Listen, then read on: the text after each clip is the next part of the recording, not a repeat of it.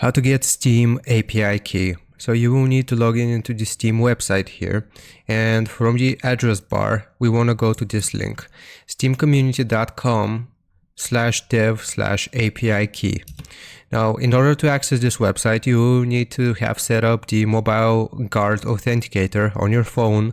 I have a video tutorial on that if you need any help, but it's going to look like this: domain name, and we'll just type out the domain which we want to create an API key for, and we'll agree to the Steam Web API terms of use.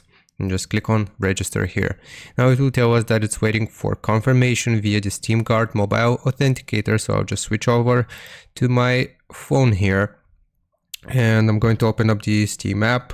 It's gonna look like this, and what we need to do is click on the menu here in the bottom right corner, go to confirmations, and you will see your confirmation right here at the top. Just confirm it. And now if I go back to the website here, it's going to look like this.